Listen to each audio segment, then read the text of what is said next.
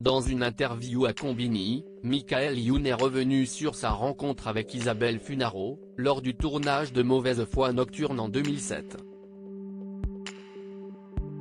Elle était alors la compagne de Pascal Obispo avec qui Michael Youn était en duo.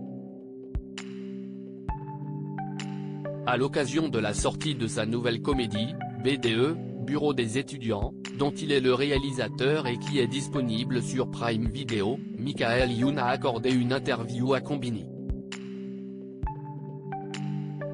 L'ex-animateur du Morning Live et de Fatal Bazooka, est revenu sur son duo avec Pascal Obispo alias Vito pour le titre Mauvaise foi nocturne.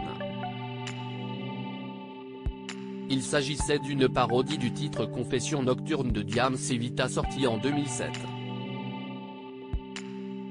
Michael Youn a rencontré l'ex-compagne de Pascal Obispo sur le tournage de Mauvaise foi nocturne. Durant le tournage du clip, Michael Youn a fait la rencontre d'une jeune demoiselle qui n'est autre que Isabelle Funaro.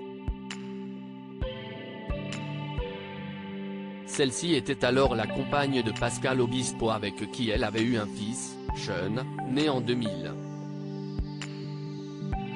Ils étaient divorcés. C'était terminé entre eux, a précisé Michael Youn à Combini. Si est là que j'ai rencontré Isabelle qui est devenue la mère de mes enfants. Pourtant, au départ, cette relation aurait pu causer le mal-être de Pascal Obispo mais tout est rentré dans l'ordre. Je me souviens d'une conversation dans le studio de Pascal. Je lui dis, t'es pas choqué? Il me dit, non, moi il y a deux trucs qui peuvent me choquer. Tant que tu ne touches pas à ma mère et à ma femme, ça va, a relaté Michael Youn qui a néanmoins passé un moment absolument délicieux en studio avec l'interprète de Tomber pour elle. Avec Isabelle, on a beaucoup travaillé, parlé, communiqué.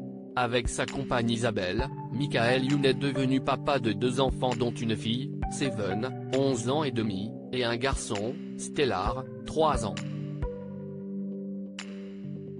Dans une interview à Gala en 2020, l'ex-Trublion s'était confié sur sa séparation avec Isabelle en 2017.